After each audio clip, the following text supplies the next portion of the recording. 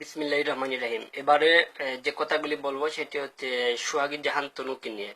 Comilla Mainamati cantonment Comilla Victoria বিশ্ববিদ্যালয়ের ইতিহাস বিভাগের দ্বিতীয় বর্ষের ছাত্রী সোহাগী জাহান তনু। সে বাবার একমাত্র কন্যা। তো তাকে কুমিল্লা ময়নামতি ক্যান্টনমেন্ট সেনানিবাস এলাকা থেকে তাকে ধর্ষণ এবং হত্যা করা হয়েছে। এমন একটি এলাকা যেটি আবাসিক এলাকা, যেখানে একটি কাকপক্ষী ঢুকতে পারে না। কিন্তু সেখানে আসলে এটা বুঝতে পেরেছেন যে যেখানে একটা কাকপক্ষী ঢুকতে পারে না সেখানে কিভাবে তনু ধর্ষিত হলো। তো সেটি সারা বাংলাদেশের মানুষকে প্রশ্নবিদ্ধ করে। তারপরেও বলবো, যাই প্রশ্নবিদ্ধ করুক আর যাই হোক, সেটাই বলবো যে এক কথা বলবো, সেটা হলো সোহাগী জাহান তনু হত্যা করেছে এক দলীয় সেনাবাহিনী। সেটা তো মিথ্যা কিছু নয়, আড়াল করার কোনো কিছু নয়।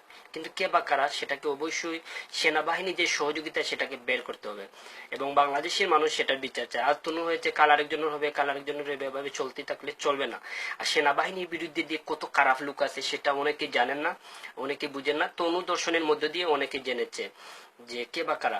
সব সেনাবাহিনীকে কারা বলা যাবে না, কারণ সেনাবাহিনী হচ্ছে বাংলাদেশের জাতীয় সম্পদ। আমাদের জাতীয় সম্পদ হচ্ছে সেনাবাহিনী। যখন আমাদের দেশে কেউ আক্রমণ করবে, দেশকে তুলে নিয়ে যেতে, তখনই সেনাবাহিনীরাই আমাদেরকে সহযোগিতা করবে, এমনকি দেশটাকে বাঁচাবে সেনাবাহিনী। সব সেনাবাহিনী খারাপ না, তবে অসংখ্য সেনাবাহিনী খারাপ। সব ফিল্মের ডাইরেক্টর ভালো না, সব নায়ক গায়ক ভালো না। সবার মধ্যে ভাইরাস আছে। সেখানে একদলীয় সেনাবাহিনীদের মধ্যে ভাইরাস আছে, যারা জোর করে সুন্দর ছেলেদেরকে আটকে তাদের সাথে সেক্স করে। এরকমও ঘটনা আছে, অনেক সেনাবাহিনী এরকম করেছে বা এরকম ঘটনা আছে। সেটা হয়তো প্রকাশ পায়নি বা প্রকাশ পেয়েও যাবে, আর প্রকাশ পেলেও সেটা সেনাবাহিনীদের বিচার কেউ করতে পারে না, কারণ সেনাবাহিনীদের মধ্যে অনেক অনেক খারাপ লোক আছে, সেটাই সত্যি। তো সেটাকে আড়াল করা যাবে না। মাননীয় প্রধানমন্ত্রী শেখ হাসিনা এখন ক্ষমতায় আছেন, ওনাকে অবশ্য সেই বিচারটি করে দেখাতে হবে। এবং যদি বিরোধী দলীয় নেত্রী খালেদাও আসেন ক্ষমতায়, তাহলে যদি সেনাবাহিনীরা এরকম ঘটনা করে থাকে তাহলে তিনিও আড়াল করতে পারবেন না। সেগুলিকে অবশ্য সুষ্ঠু বিচারের সমন্বয়ে ঘটনাটি রূপান্তরিত করে কিভাবে কেন হয়েছে এই ঘটনাটাকে উদ্ঘাটন করতে হবে এবং সেটাকে বিচারের আওতায় এনে সুষ্ঠু সম্পূর্ণভাবে সেটাকে জরিপ করতে হবে। না হলে বাংলাদেশ অনেকটা তলিয়ে যাবে বিশ্বের ইতিহাসে, সেটাই বলবো।